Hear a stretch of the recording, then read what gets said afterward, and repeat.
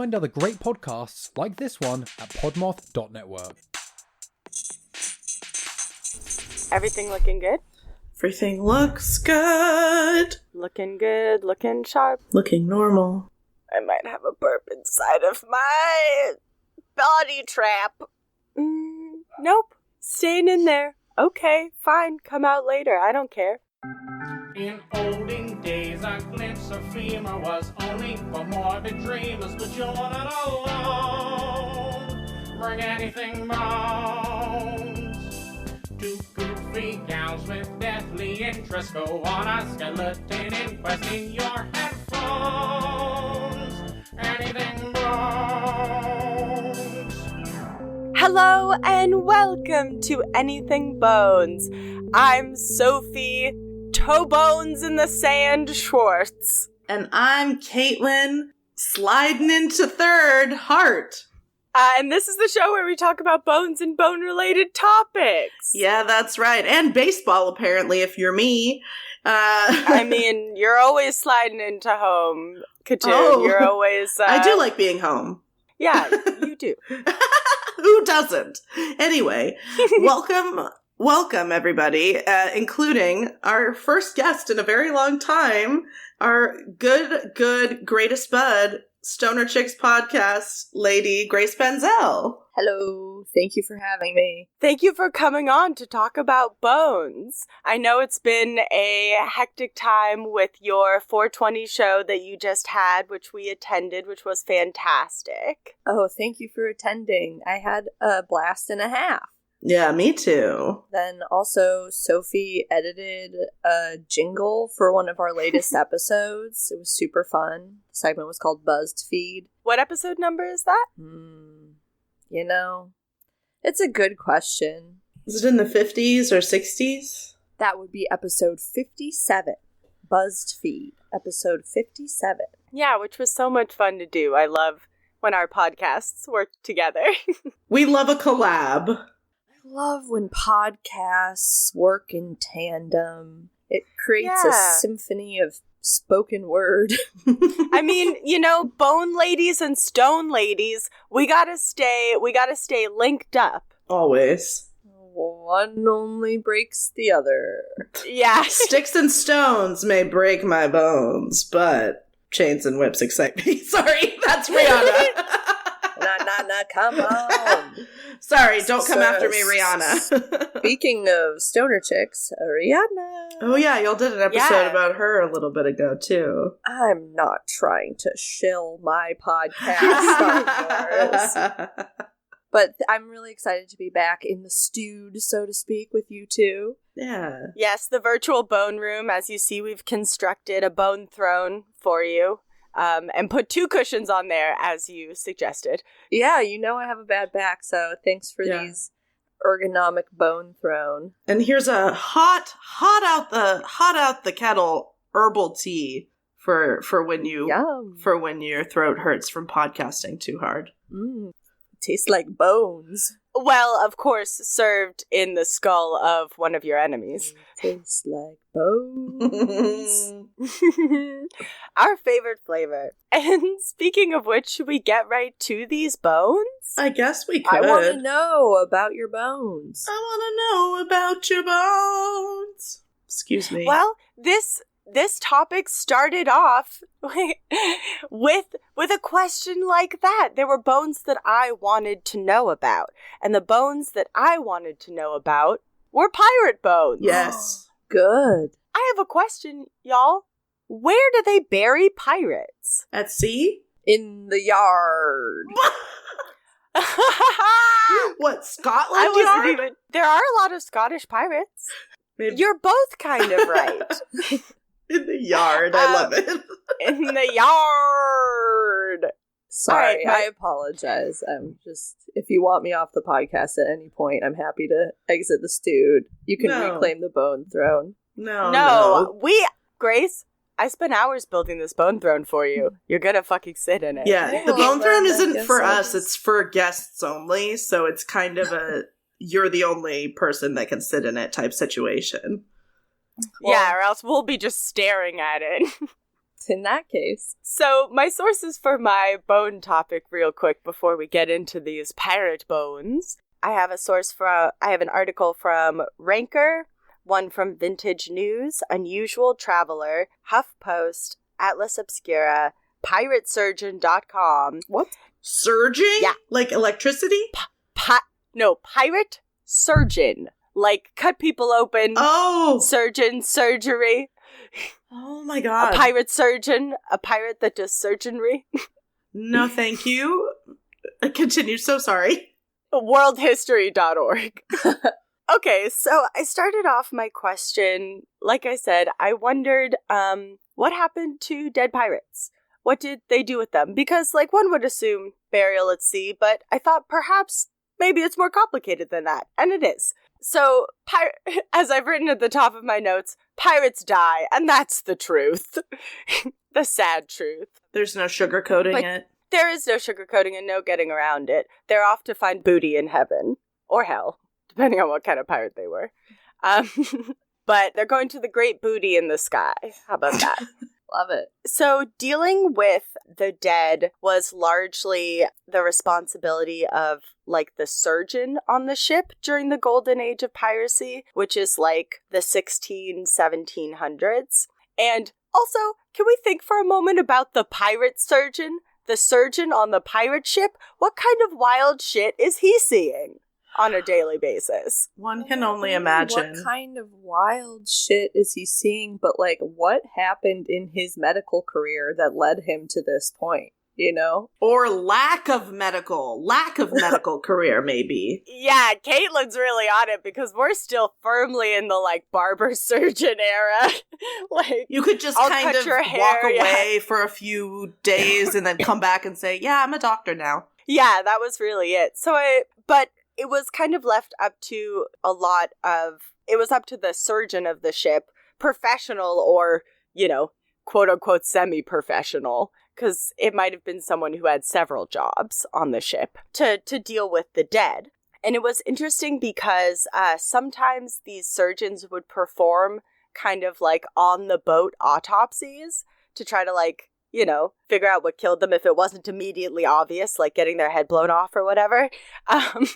But what's interesting about pirates is that, like, I think there's a conception around pirates that they are really ruthless and that they kill with impunity and that there is kind of an indifference to death among pirates. But that actually proved not to be true. You know, pirates are people, you guys.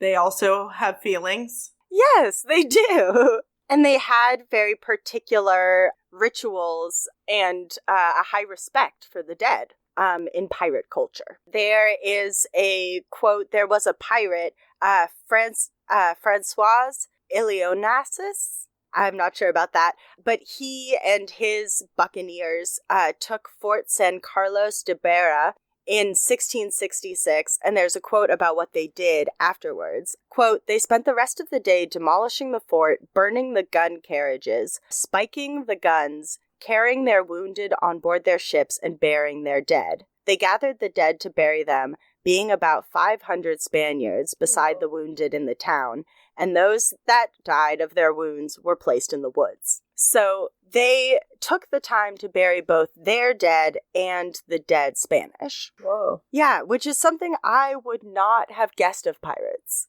I wouldn't have either. Maybe it depended on the pirate, or I don't know if this was just like a general practice across all pirates. Yeah, very interesting. So in regarding of their own dead, there were, like I said kind of before, there was a lot of ceremony around what pirates would do with their own dead. The bodies of men who died on ships, they kind of had two options. You had land and you had sea. Because pirates don't do sky burial. Pirates aren't into Tibetan sky burial, you guys.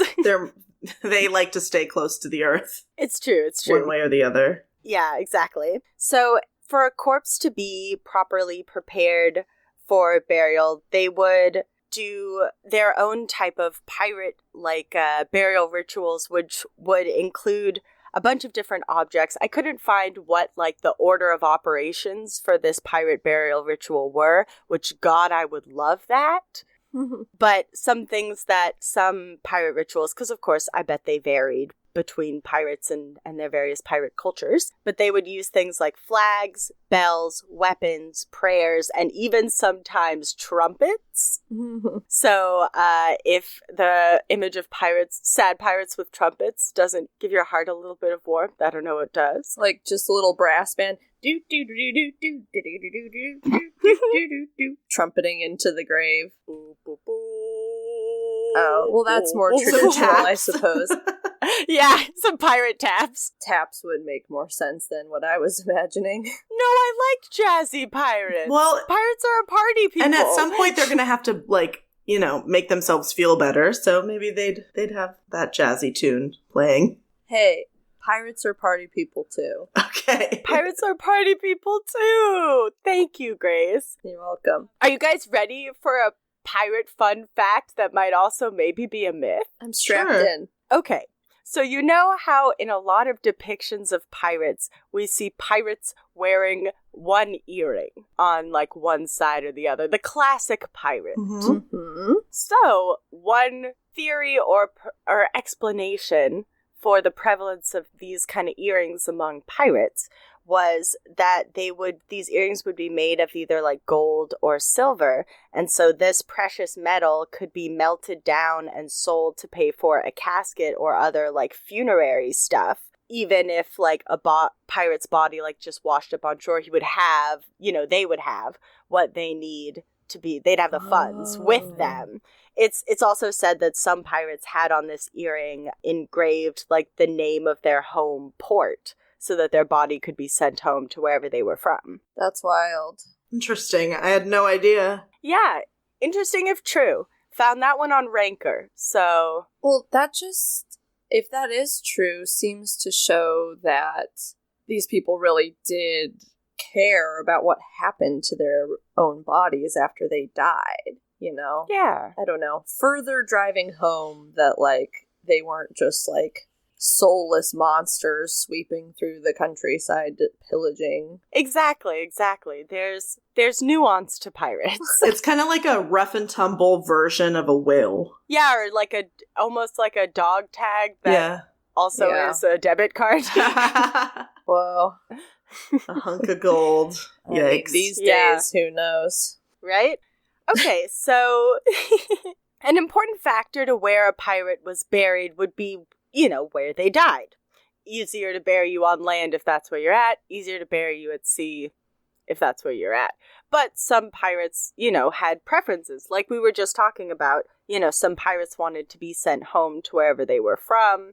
Others were like, bury me on land for religious reasons. There were Jewish pirates. Oh. Yeah, Jews and pirates have gotten along for a long time. Yep. Because they're both outcasts. And so Jewish people prefer to be buried, so, there's that factor. But due to some data that was compiled by the author of PirateSurgeon.com, who seems to know a lot about pirates, it was about 50-50 for pirates, sea and land burials, which I thought was interesting, because I thought there would be a way larger proportion of sea burials. Yeah, it seems like it'd be more convenient than carrying the body to wherever they had specified. Because a lot of the time the land burials would occur because they were in port. Like, they would have the time and the land. Well, also probably more of them would die at a time if they were going onto land and fighting people than if they were just out in the water dying of, like, scurvy or whatever. Yeah, for sure. Caitlin, what? Did that tickle you? It's just, it's so, like, scurvy or whatever. Not to be callous about scurvy. No, I mean, just eat a fucking orange, guy. Yeah, come on. One of the reasons that pirates might want to be buried on land, though, is because there's been a lot of accounts of, like, botched sea burials by pirates. Ooh. Yeah, like, bodies wouldn't be weighed down properly, so they would float behind the boat in the wake of the leaving ship. No thanks. which is pretty gross. Also, like, crew members would witness their recently dead crewmen being eaten by marine life in front of them. Oh, God. So a burial on land offered a more, like, concise, efficient... It's dignified, sort of, yeah. Yeah, you don't end up tangled in the anchor. Yeah. That happened to a guy. Ugh. Yeah, not a fun, sexy time. No, that's not a good look. For you or your crew. That reflects poorly on your crew. So, in my quest to think about pirate burials, I thought, well, there must be a pirate cemetery. Of course. And there is. Yes.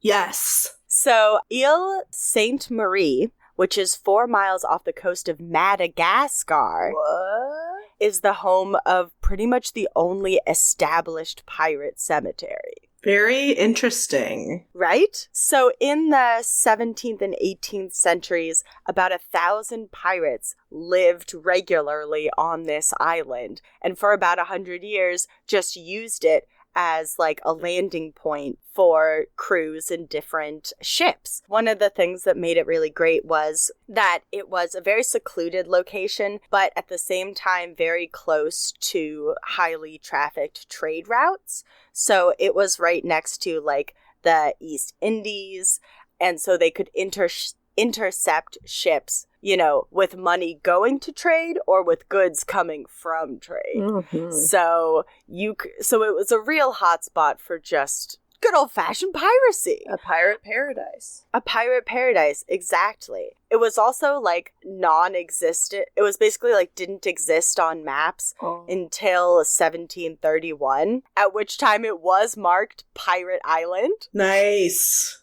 Good so name. People knew. Yeah, so it was not a secret. And there was also a lot of calm water around this island, which made it really easy to bring your ships in. And there were a lot of like deep coves and cliff faces that allowed ships to be hidden once they like went into the island. So like really some, you know, force of nature was like, I love pirates. I'm going to give them an island. That sounds... Perfect pirate island. That sounds like Tortuga. Yeah! I mean, maybe that's what this is based off of. Honestly, it's been in my head this whole time. I just wasn't saying anything. But now that it's out in the open, all of this is just really bringing me back to 2004, the island of Tortuga. I mean, he's there. He's on the docks. He's turned around. He's taken his hat off. Jack Sparrow's waving at you. He's here. I can't believe it. With his one earring. With his one earring, which will one day pay for his casket. He never dies, when though. Jack Sparrow is dead in the ground. All pirates die. What did I say at the beginning? Oh. All pirates die. Sorry, Jack Sparrow. Pirates are people, too. Pirates are people, too. So this island is also notorious for being a place where so much wealth was amassed because of all the piracy going on. So there are countless rumors that this place is just littered with treasure. That's where they, you know, they lived and worked there, but they also, you know, did their banking per se, as in hid it in the ground. They also could they have been buried with it? You know, like some of them chose to be buried with something valuable. Absolutely. Yeah, absolutely. I think pirates could have taken it to the grave. Although that would maybe not be a great idea, I feel like, because what if someone goes after your treasure and they dig you up? Oh, no. And if they're so concerned about what happens to their body, yeah, okay. Yeah, it might not. They might not have, yeah. I don't know. I'd have to look into that a little bit more. So when a pirate dies, you know, because as we say, all pirates eventually go to Beef City. Pirates on this island would be buried on this hilltop that is like covered with like palm trees. It's beautiful. I will send you a picture of it right now. This is very beautiful. Yeah. It's a tropical cemetery, which I feel like we haven't had yet. It's a tropical cemetery, and all of the graves are understandably very well worn. Yeah. It doesn't look like it gets a lot of business. And a lot of direct sunlight. Yeah. Yeah, exactly. And it's an island, so it's like constantly getting buffeted with sea breeze, which will erode rock pretty quickly. But I sent you a picture of one of the headstones in particular, because there's about 30 headstones up there, but a lot of them have very specific pirate iconography. Can either of you tell me what pirate iconography is featured on this Skull image? and crossbones. Correct. Oh, and he's happy. Yeah. He was a pirate. He was happy. What are those little sperm ghosts dancing around him? Little sperm ghosts? Oh, I see the sperm ghosts. I don't know. Maybe, pirates are kind of randy. Maybe. You see what I'm saying, Caitlin. Caitlin, do you have any thoughts on the sperm ghosts? Go ahead and keep going. It's cool. It's cool. Okay, so one notorious pirate that's been rumored to have been buried on this island is Captain William Kidd. Billy the Kid? No, different William Kidd, apparently. Whoa. He was a Scottish privateer who switched sides and turned pirate. And he only ever really caught, like, one big prized ship. But the thing about him is that it's rumored that he buried this treasure either on this island or somewhere in the world. And it's huge, apparently. So people are obsessed with finding it. And a lot of people come to this island because he would frequent this place with his crew to look for this treasure. The rumor is that he is buried in this cemetery in a large black tomb and is buried sitting upright to be punished for his terrible deeds in life.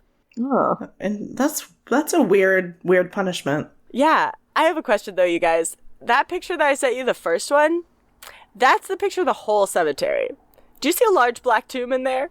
Well. No, not in that picture. Not in this picture. Not a place where someone could sit down. Yeah, he's actually buried in England, but it's fun to imagine that he's here. Yeah, sure. To sum this up, pirates lived on this island until the late 1700s when the French came and forcibly seized the island. And then it was thankfully returned to Madagascar in the 1960s. And now it is a thriving tourist destination. So one day, the three of us could go to the pirate cemetery to see the bones of lawless men. Oh my god. Sounds extremely elegant. Yes. The three of us, Madagascar, pirate bones, margaritas. Yes. In that order. In that order, Maybe margarita first, actually. Why not bookend? But that is the topic of where pirates were buried. Wow. Very cool. Good job, Soap. Very good. Thank you. I thought I'd shiver your guys' timbers a little bit. I'm fully shivered. That's 2 weeks in a row you've been fully shivered, Caitlin. It's a talent of yours. Well, I love to I'll shiver and shake ya. Shivering our timbers? Shivering me timbers. Shiver me timbers. Shivering. It's like a pirate thing? Yeah. Shiver me timbers, Shiver guys? me timbers? My timbers? You guys know We're shiver shivered? my timbers? So watch out. I'm going down. I'm getting timber. Timber! Oh my god. Pitbull. People, Mr. Worldwide. Just a moment. Throw that in your Vogue magazine. And read it. And read it, bitch. Eat it. Sorry. Eat it. Am I allowed to say the B word on this podcast? No, you can only say fuck. You can't say bitch. You can't say bitch. You can say though, but not bitch. Oh, wow. Good eye. Alright. I'll just pop over in Madagascar. Oh my god. Okay. I think I probably will. Okay, but can I say Yeah, definitely. Okay, sorry. I thought you were going to bleep that too. Maybe I will. All right, maybe we will, maybe we won't. It was Maybe we pretty won't. dirty. Yeah. Thank you for that story, Soapy. Yeah, you're welcome. I wanted to bring you something special when Grapey comes to town. When Grapey comes to town. When Grapey comes to town, a young Bones fancy turns to spring. Wow. The romance out of your mouth sometimes, Sophie, Sonia, Schwartz. I'm a poet. You know who else was a poet? Who? William Shakespeare. And you know who else was a poet? Andrew Lloyd Webber, when he was writing... Who wrote Oliver Twist? Oh, that's a good question. Dickens? You know who else was a poet? Charles Dickens, when he wrote Oliver Twist. Mark Twain, when he wrote Oliver Twist. Lord Byron, when he wrote Oliver Twist. Oliver Twist. Andrew Lloyd Webber's Oliver Twist. Yes, Edgar Allan One Poe's of them's gotta be Oliver right. Twist. The scene is set in Texas. The year is 1993. Oh, A great year for Caitlin and I. We're that was when you were born. These two were but a twinkle in the world, and Rick Duffeld of Texas had the idea to bring the literary world to life for children. Let's bring the world of literature to children. Yeah. With Kids love books. a little show called What's the Story, Wishbone? Yes, absolutely. Oh, that was a big part of my childhood. A PBS original, What's the Story, Wishbone? This show was about a little Jack Russell Terrier named Wishbone who daydreams about being the lead character of stories from classic literature. The characters from his daydreams see Wishbone as whichever famous character he is currently portraying and not as a dog. This show ended up winning 4 Daytime Emmys, a Peabody Award, and honors from the Television Critics Association. So the thing about it is that all of it was just like thespians from Texas who banded together, and I don't know exactly where the money came from, but their whole lot and all of the sets and everything were all just in Texas. That's nuts. Yeah. Its interior shots were filmed on a soundstage in a 50,000 square foot warehouse in Plano, Texas, which is outside Dallas-Fort Worth. And basically, I wanted to bring this show to you because it's about bones, baby. it is. Yeah. Bone is in the goddamn name. So I read this whole article from Texas Monthly from 2020 called Top Dog, An Oral History of Wishbone. Oh. And Good title. It is a good title. And what they reveal in it is that they had intended it to be about a lucky dog, that whenever you got close to it, good things would happen to you. And then the screenwriter was like, everything happened too easily. There was no source of conflict. It was just like kids getting whatever they want. I'm just thinking about this dog and how cute it was in all its little historical outfits. Yeah, it was like very cute. Betty Buckley, who was the producer of Wishbone, said that at one point it was supposed to be a bulldog named Knuckles.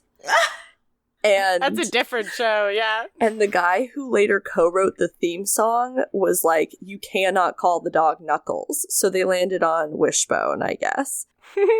But yeah, Wishbone, the character, was played by a dog called Soccer. That was his name.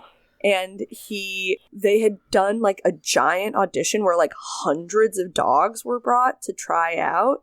And this dog could do a backflip.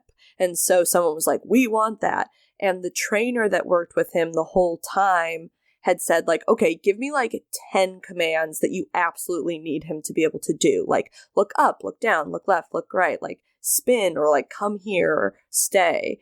And she said that over time, because it was 2 full seasons, I think a total of like 40 episodes, over time, he ended up learning so many tricks that he probably had like 80 things that he could do on command over the couple of years that they were doing, the few years they were doing the project. So Soccer was a pretty amazing dog. Yeah, so Mo Roca, who got his start in TV by writing for Wishbone, said at a certain point in this interview, we have to distill those classic stories that people keep coming back to into 30 minutes, add a twin contemporary plot that would weave in and out of the classic story, and then see it through the eyes of a dog. It was like some crazy creative writing assignment assigned by a teacher on LSD. Yeah. Truly, this show is bananas. So, as I said, there's over 40 episodes of the show. I watched 3 episodes that I'm going to tell you about that I felt would have particular significance for this show and the two of you.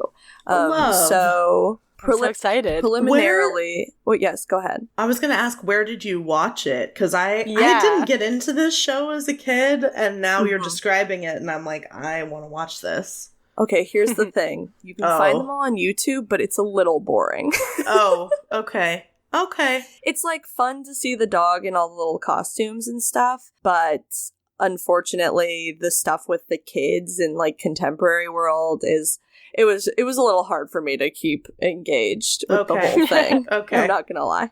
But it's fun. It's fun if you want to check it out. I guess before I start diving into that, I will just shout out, since I already talked about Soccer, the guy who voiced Wishbone, his name was Larry Brantley, and I'll show you a picture of him if you would so humor me. This is Larry Brantley and Soccer. Oh my goodness. If you'll look closer, you'll see. That is a rad jacket. Dog boy. His jacket's got Dog Boy embroidered on it. It's almost like a Letterman jacket with the word Dog Boy embroidered on it, and I love it. He's kind of hunky.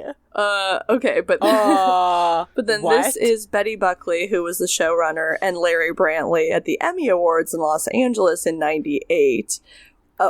Get this, Wishbone was a presenter that year at the Emmy Awards. So the dog and his trainer took to the stage while Brantley operated backstage with a microphone. And now That's adorable. Now to introduce you to the whole vibe of it, I'll open with my first episode that I watched, Bone of Arc, where, that's right, we're going to talk about Joan of Arc. Yes. And in it, our little guy plays Louis de Conte, who I guess was a page of Joan of Arc's. What I'm finding is that this show really stretches the actual story. Sure. Like, we tried to stay so close to the story, but like it's not. She's like, I really believe in myself. When I say she, I mean Joan of Arc. She's like, I really believe in myself and believe in France. And it's like, no, she thought that God was talking to her and gave her messages. And that's why they burned her at the stake. Yeah. But they do show her being burned at the stake. So the show's kind of intense for kids. I don't know. Yeah, but anyway, so this is...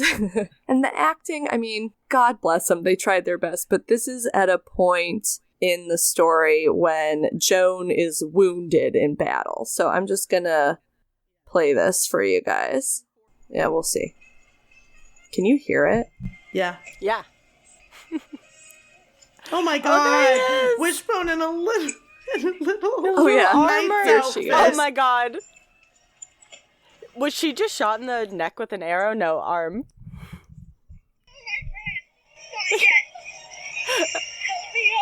This is really, like, what's going on? Is this Joan? Yeah. The place is yours. Enter in. Bugle some of the assault. Now then, all together. Oh my god. That is the performance of a lifetime. Oh my god, what is the dog gonna do in this battle? Like nothing.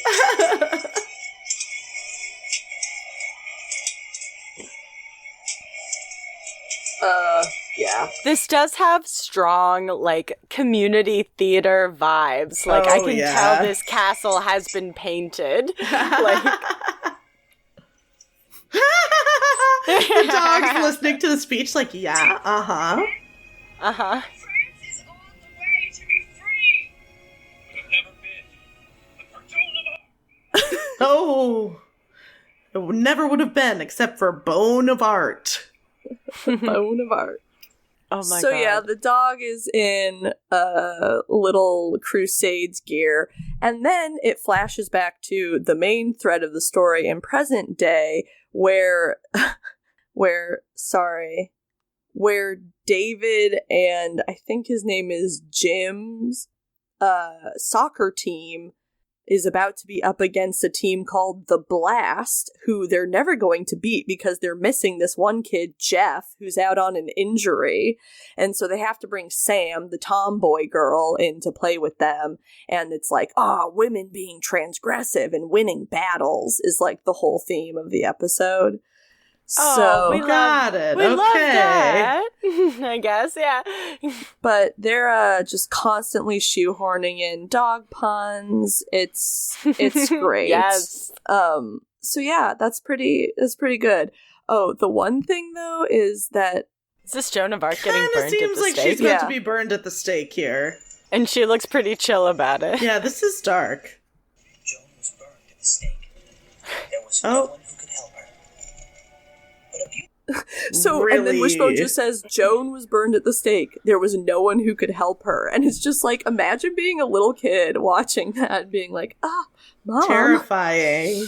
So Yeah. so that's the first episode that I watched. The next episode that I watched is, you guessed it, FrankenBone.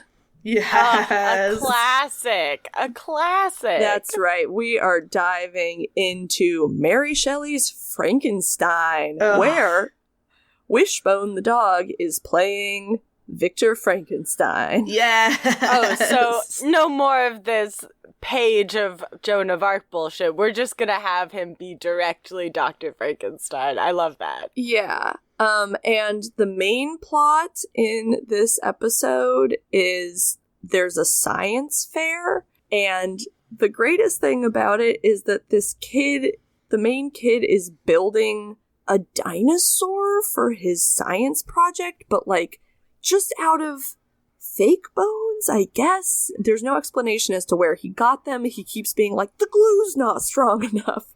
And then Weird. And then later when they flash to the project, it makes no sense. But before that, I'd like to show you this point where after Victor Frankenstein has brought Frankenstein to life, the actor playing the monster of Frankenstein is kind of just running around smashing things in a too small coat.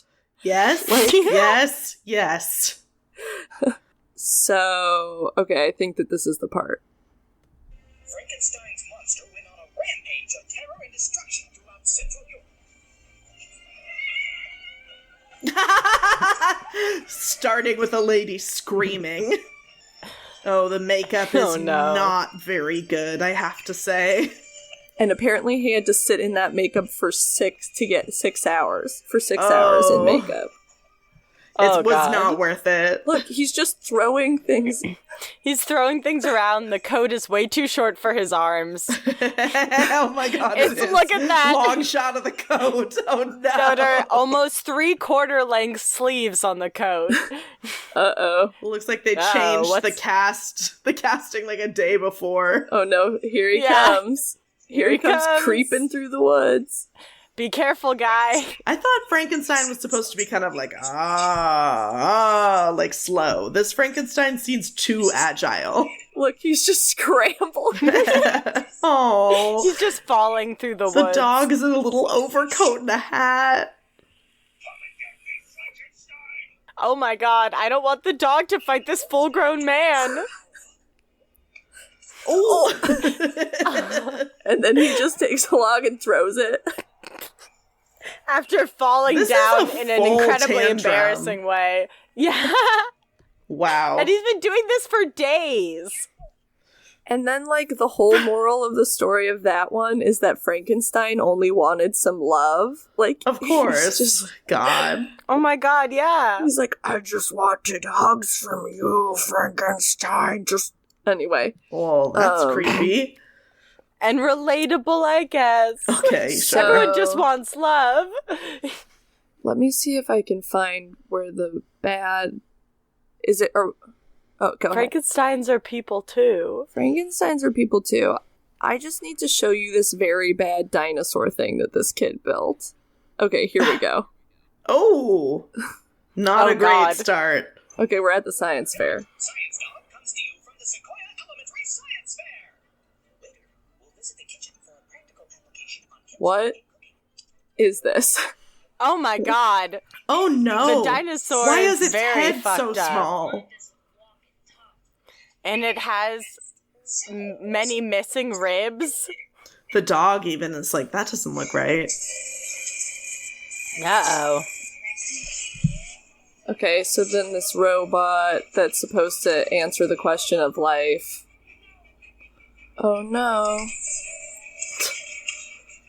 It's terrorizing everything, just like Frankenstein's monster. Yeah, of course. Oh, what I a beautiful get it. parallel.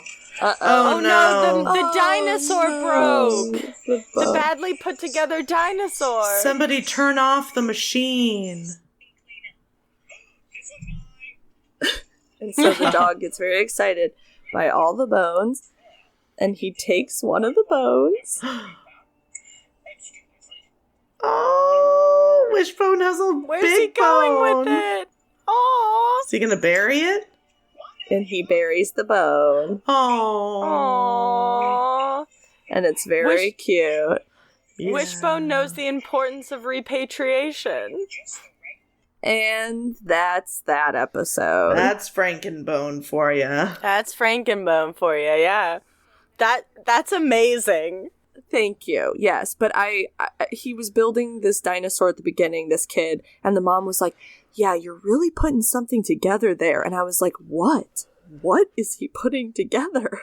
It looked like the body of a T-Rex, but the head of like a little dog. Yeah.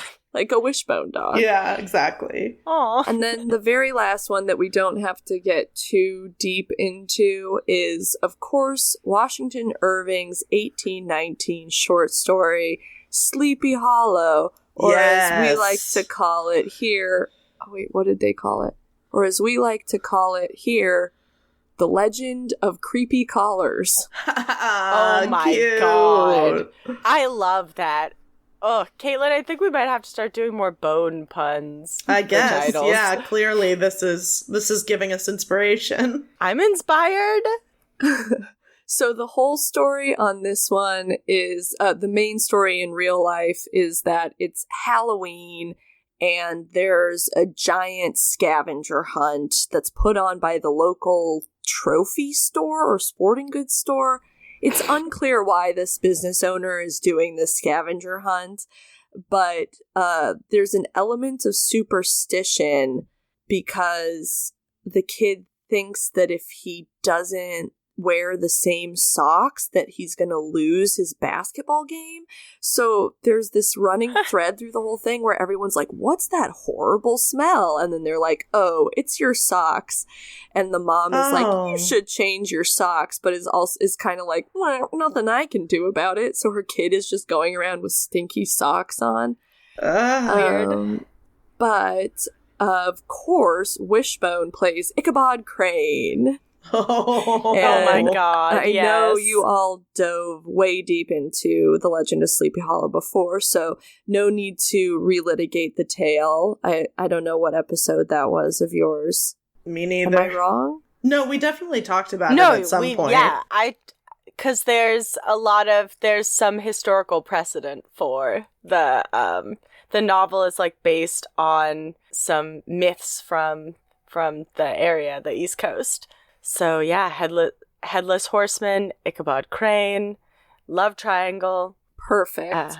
So I'm going to skip kind of towards the end once things get really spooky and Ichabod is out in the woods.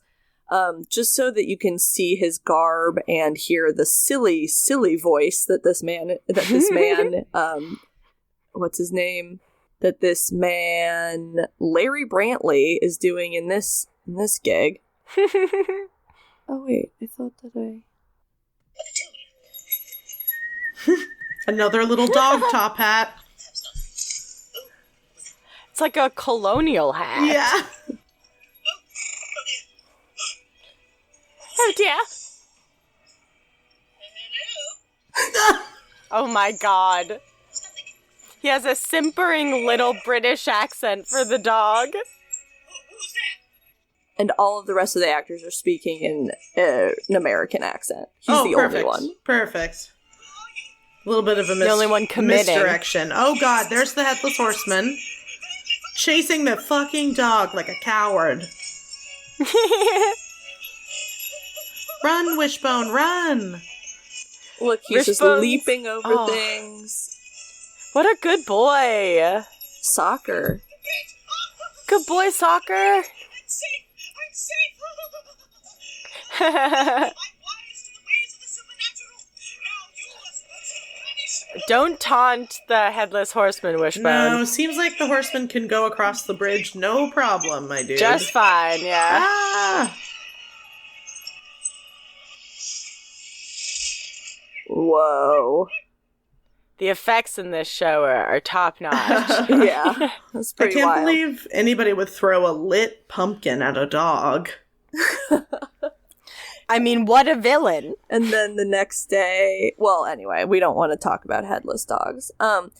I just wanted to bring anyone who has never seen this show, bring it into their sphere of recognition, because it was truly a wild time in the 90s where this was a popular PBS show that won Emmys, and it's goofy as hell.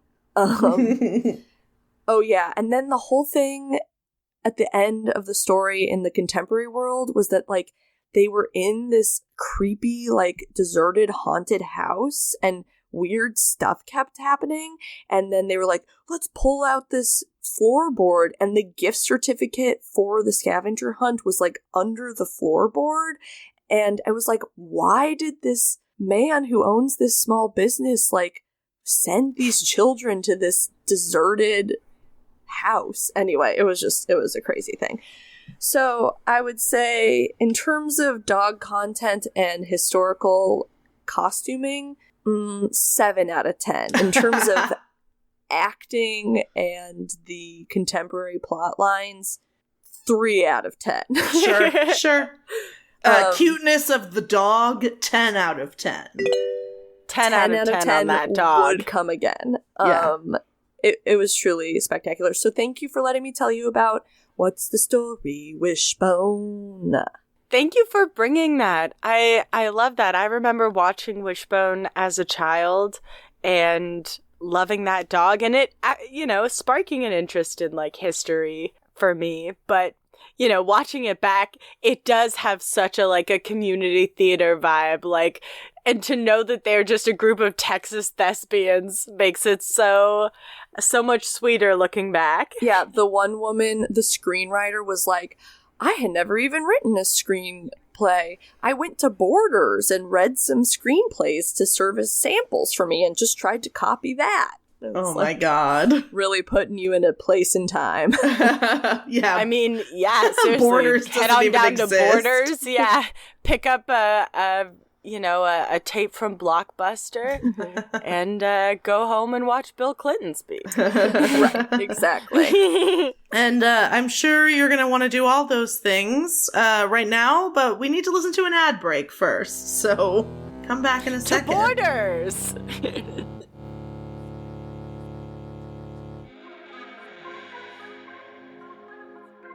Hey, what's up, you guys? I'm Catherine. And I'm Haley. And we are Saturdays Are for the Ghouls, a podcast on the Podmoth Network.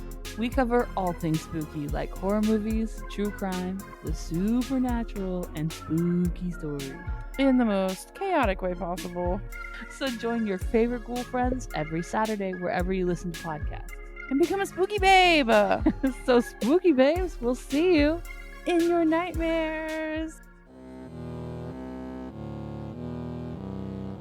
Oh, well, it was nice to visit the rotted corpse of Borders together. Yeah, I missed Charmed. 2005. Yeah, oh. What a time to be alive. I was in 5th grade. I was just a wee teen. Well, Aww. no need to go to Borders for this next topic, guys. We got it right here. Yeah, I'm going to tell you all about it. And my sources were Wikipedia, NBC.com, an article from Investigation Discovery, and an article from the New York Post. And then I watched NBC's miniseries called The Thing About Pam, starring Renee Zellweger. Oh. So I'm going to be telling you the story of Pamela Hupp, and that begins with the murder of her friend, Betsy Faria. Whoa. Yeah. So this takes place in about 2011. So Betsy Faria is a mother. She's in her mid-30s or 40s. I'm sorry, I didn't write it down. And she, at the time of her murder, she was undergoing treatment for terminal breast cancer. So she was dying already, and then she was murdered. So on the day of her murder, she went to chemotherapy, and then her husband, Russ, was going to pick her up from her mother's house afterwards. But then later in the day, she changed the plan and told him that her friend Betsy said her friend Pam was going to drive her home after her chemotherapy appointment. Now, Pam and Betsy had met working at State Farm in 2001. They struck up a friendship, and though they apparently lost touch for a little while, when Betsy was diagnosed with cancer, they somehow rekindled their friendship. And Pam was the one that often drove her to and from her various doctor's appointments. Pam called Betsy her best friend, but her husband Russ said that Betsy had a lot of other friends, and maybe the feeling wasn't mutual. So she was murdered on December 27th, 2011. So at 5 o'clock on that day, her husband Russ left the house and went to a friend's house to, this source says watch movies. In the show, they were playing D&D. Hey! And they were like drinking and smoking a little bit of weed. But in my sources, it just said like watch movies. So I'm not sure. Russ apparently left his friend's house at 9 o'clock, and started the drive home, which was going to take about 30 minutes. He stopped at Arby's along the way and then got home at around 9:40 to find Betsy with multiple stab wounds and a knife sticking out of her neck. Oh my God. At this point, he calls 911 hysterical and says that he had just come home to find that his wife had killed herself. And if you're questioning this, you are not alone. The police really latch on to this fact in the rest of the story. Well, it's a weird thing to say when you see someone. It's a very weird thing to say. So she had been stabbed over 24 times, and then the neck wound. Yeah, the knife was still there. Oh my God. No, there's no way that you could physically keep going. No, there's no way. That's what I was thinking, yeah. Oh my God. So the husband was questioned for like 24 hours by detectives, and despite saying that he was innocent, he was eventually charged with murder, and the real main evidence against him was a pair of his slippers that appeared to have Betsy's blood on them. He was arrested right after the day after her death. And of course, the investigators latched on to the fact that he had come in and said to the 911 operator that she killed herself. And everybody thought that, obviously I won't play the call for you guys, but it sounded like he was kind of overacting.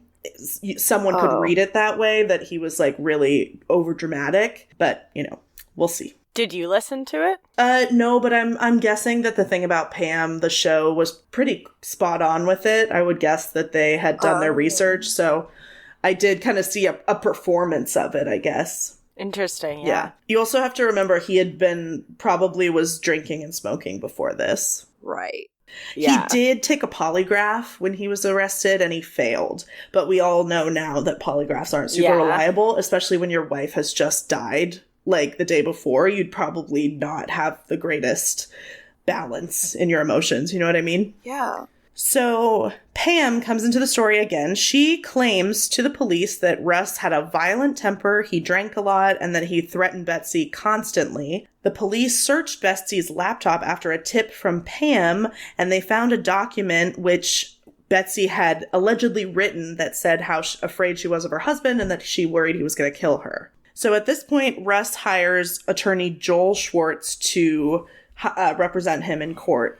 And this lawyer is the one, the cousin is the one that tells the lawyer, hey, you might want to look at this other person, Pam Hupp, because she's been acting weird. She drove Betsy home from her chemo appointment on the day of the murder. And then I'm not sure if the cousin told the attorney this or what, but it turns out that a few days before the murder, Betsy had changed the beneficiary of her life insurance policy. And she had changed it from Russ to Pam, her friend. Pam. Mm-hmm. Ooh, Pam, you're getting sloppy. And this lawyer, Joel Schwartz, was the one that kind of dug through Pam's various statements to police. And he said, quote, "It was painfully obvious to me that she was involved in this. But in the initial investigation, cops trusted everything that she said. And she was actually, being introduced as a suspect, it was actually not allowed to happen at Russ Faria's first trial. The judge ruled, quote, "None of the issues surrounding Pam Hupp qualified as a direct connection to the murder." What? Yeah. The judge, wouldn't allow that to be talked about in court. Did they already know the life insurance stuff by then, or that no? was known, and they weren't allowed to talk about it. That's such a red flag, though. How are you a judge that tries these kind of cases and that doesn't perk your interest? So in the show, I didn't read anything about this in my sources, but in the show, which I have to believe is pretty close to accurate, the DA and the judge were old friends from high school. Because this is a very small town that this is happening in. Okay. Oh, it was a small town. Yeah. I can't remember where this took place. St. Louis. St. Louis isn't a small town. Maybe. I think it was a town just outside St. Louis. Okay. It was, anyway, Okay. it was a small enough town that these people knew each other, and that Yes. maybe played a role in his first trial. Fair enough. So even though Russ Faria's friends had testified to his whereabouts on the night of the murder, and there was video surveillance from he ran an errand, and there was a receipt from Arby's in his car, he was found guilty of her murder, and he was sentenced to life in prison. Whoa. So at this time, Pam Hupp had told the investigators that she was going to give the money from Betsy's life insurance policy to Betsy's two daughters. So she set up a trust with $100,000 a week before the first trial, and then right after Russ Faria was convicted, she emptied the trust into her own account. Uh-oh, Spaghetti-O, Pam. Yep. Why would you do that? Because she's a bitch. Okay, so now we jump to 2015, where the same lawyer, Joel Schwartz, files an appeal, a new trial is granted, and he is found not guilty by a judge and set free. They ended up doing a bench trial, so there was no jury, and a judge was like, this is bullshit, he should go free. Hell yeah, you get him, Joel Schwartz. Speaking of Schwartz, while in preparation for the second trial in 2015, he'd been getting anonymous phone calls about Pam's testimony during the first trial, where she had been a witness for the prosecution. She had claimed her mother died of Alzheimer's, but in fact, her mother had fallen out of a window to her death. And again, Pam got a large life insurance payout. What? Pam. Oh, Pam. So this lawyer was on to her from the get. And I think he said to the police, or somehow it got out, he said that if Pam was not prosecuted, she was going to kill again. And lo and behold, he was fucking right. Caitlin, this is a buck wild murder. Yeah, this one is absolutely insane. And I highly, highly recommend the TV show. It's on Hulu, I believe. I watched all 6 episodes with my parents recently, and it was so good. This is nutso butso, Yes. Caitlin. Okay. Please tell us more. Okay, this is where it gets even more sad. I will just preface this part. It's August 2016. Pam calls 911 claiming that she has just shot and killed an intruder in her home. Uh-oh. The police arrive and they find a man named Louis Gumpenberger dead on her floor and a note in his pocket which was, quote, instructing him to kidnap Hupp and make her turn over Russ's money, a reference to Betsy's life insurance payout. So he's dead on the floor. There's a note in his pocket that he's supposed to help Russ get the insurance money for Betsy's life insurance. And nobody was having any of it. So it was later discovered that Pam posed as a Dateline producer and convinced Louis Gumpenberger that she would pay him to reenact a 911 call for the show. And then when she took him to her own house, she shot him in cold blood while she called 911. Oh my God. Her story fell apart like immediately because this wasn't from my sources, but I remember from the show, Louis had been in a car accident, I believe, and he had certain like physical limitations, so he couldn't physically shoot a gun. Whoa. So it was like, the story fell apart immediately, and she was arrested. Wait, who was this guy? Just a some random actor? guy. No, not even an actor. Just a random person that she said, hey, I'm going to pay you God. money to reenact a 911 call. I work for Dateline. Oh my God. Yeah. That's so scary. Yeah. And he was a father of two also. And she just shot him for no reason because she was trying to frame Russ Faria for the crime. Oh my God. Yes. So she's arrested for first-degree murder. And are you ready for this? Hold on to your butts. An hour after being taken into custody, she takes a pen and stabs herself in the neck and wrists with it. Oh my God. She survives. No. She survives. But as soon as she's caught, she tries to, like, it's either to get attention or it's to kill herself. I'm not sure. That's so intense. Yeah. Like, if that doesn't say guilt, I don't know I don't know does. what you want to say, what else you could say about that. So I'm going to try and move this along here because this is pretty dark. So she, in the murder of Louis Gumpenberger, she takes an Alford plea, which means, quote, she didn't admit her guilt, but acknowledged prosecutors had enough evidence against her to get a conviction. So then she is sentenced to life in prison without the possibility of parole. That's a nuts thing that exists. Yeah. Yeah. It's like, I'm not admitting guilt, but it looks like you'll be able to convict me based on your evidence, so I'm guilty, I guess. It's really, really confusing to me. I wonder if that's so that you can, like, appeal it later? Maybe. Like, I don't know. Yeah, it's just kind of a weird legal thing. I'm not sure. Russ Faria in 2020 was awarded $2 million in a settlement. He sued the officers that arrested him because he said that they had fabricated evidence and, quote, failed to investigate the other obvious suspect. I mean, he's got him there. Yes. So Pam is serving her life sentence in Missouri, and she has, even though she's going to spend the rest of her life behind bars, on July 12th of 2021, the Lincoln County prosecuting attorney Mike Wood announced that he was filing charges against Pamela Hupp for first-degree murder in the death of Betsy Faria. Hey. Yeah. Pam has so far pleaded not guilty, but obviously none of this trial hasn't happened yet. Whoa. Yeah. It's just so she's never been convicted of this crime, but this attorney Mike Wood said, quote, Pamela Hupp was the last person to see Betsy alive. Cell phone records indicate she was at or near the home at the time of the death. She knew that Betsy's husband would not be home that night.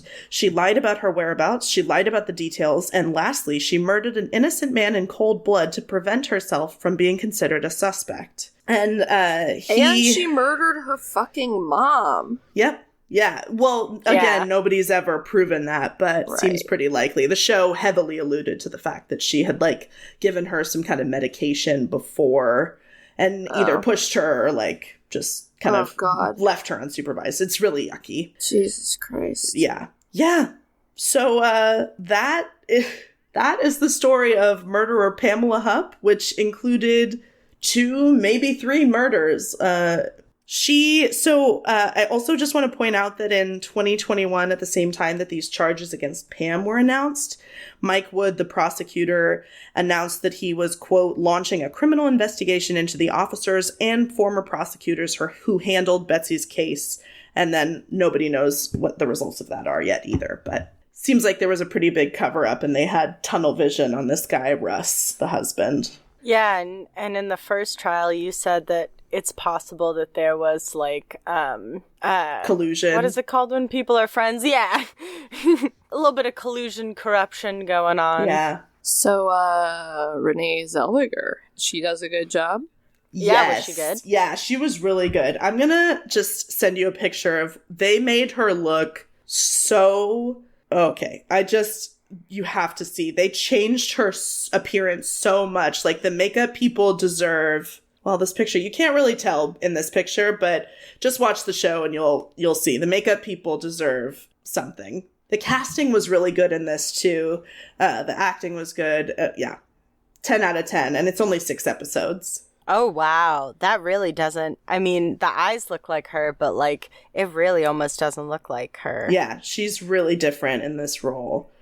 Whoa. Oh, my God. She's I don't know. Now that you've told me that entire story, that woman is terrifying to me. It was a slow burn. My mom was like, I hate this show, the first episode. And then by the second episode, she was like, let's watch the rest of them. Like, we literally sat in one session and watched all 6 episodes. That is buck wild, so conniving. Like, we've seen the life insurance play a bunch, but she is really she really took it to a whole nother level. Mm-hmm. Grace is like exhausted. No, I am gonna put my head between my knees for a second. Oh no. It's okay, I'm okay. It's just a lot of stabbing, you know? Yeah. Yeah. Look, hey, I'm having a blast.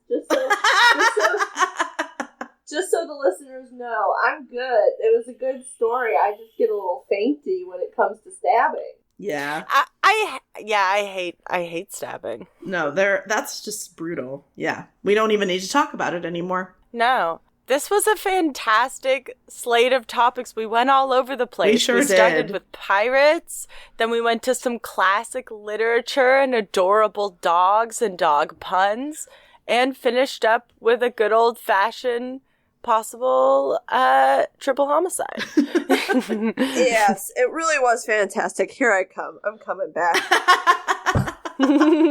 Thank you for having me, my Thanks wonderful for coming friends. back. Is this your 3rd time on the pod? This is my 3rd time around at the old corral. Very cool. Oh, we love having you in the old Bone thanks. Church. Yeah. We did Georgia O'Keeffe, and then we talked about jackalopes. Yes. And now we've done Wishbone, so... I can't wait to I see what love you it. do on the 4th go-around. Yeah. I'll have to make it extra raunchy. Yeah. What about all of these have been so wholesome. Where are the nasty bones? Nasty bones, nasty bones. When you come back, there will be even more alterations to the bone throne. I'm thinking more ribs. What do you think, Caitlin? What do you feel like it needs? Femurs and ribs for sure. Yeah, femurs always dress up a bone throne. Oh, can I tell you my knuckle of the app? Wait, hold on. Can I do that again? Yeah, knuckle of the app? Can I tell you my favorite bone of the episode? Yeah. Yes. It's Knuckles. Yeah, 100%. Knuckles! 100%. Yes. Knuckles man. the bulldog. Scrapped, but not forgotten. Scrap. Yeah, I was gonna say, if they don't want Knuckles the bulldog, we will take Knuckles the bulldog. Oh my god, wait, can Knuckles the bulldog be the, skeleton dog that's your mascot of anything bones? Absolutely. We need some Yes. kind of animal mascot. Yeah, if anyone has the talent to draw a skeleton dog named Knuckles, I'd love to see that. Well, check out all the pictures that we sent each other on Instagram and Facebook and our website. Thanks again, Grace. Thanks for coming back. Thank you. I love you. I love Anything you. Bones. Please, anyone listening to this, go to Apple Podcasts or Spotify and give Anything Bones 5 stars, ratings, and reviews. And do the same for Stoner Chicks podcast. Yeah, exactly. And if you want to see Grace and I share a stage, not in the same group, but in the same night on May 26th at the Jewel Box in Seattle, the Maple Daddies, my sketch group, and the Stoner Chicks, Grace's improv/podcast, are going to be performing together at 7 o'clock. We'll have a ticket link for that for you guys soon, but just keep it on your calendars. Sophie, what's the name of the show? Bright Lights, Big Sticky. Bright Lights, Big Sticky. Big Sticky. The Maple Daddies are my fucking favorite. Come on out. Oh, well, we're privileged to share the spot with you guys. But thanks so much for listening, you guys. Remember to cherish and appreciate your bones. They hold you up every day. And as always, Bon voyage! Quick one! It was a quick one. Nobody was ready. Voyage. Bon voyage, everyone. Bon voyage. Bye. And stop. Thanks for listening to Anything Bones. Follow us on Instagram or Facebook at Anything Bones Podcast, or email us at anythingbonespodcast@gmail.com. Thank you to Nick Kruger for our spooky music and Stephen Vetteroff At Chubby Scrubby on Twitter, for our jazzy vocals, and thank you to Camilla Franklin at Camilla Strader on Instagram. for our beautiful bony artwork. Please rate, review, and subscribe.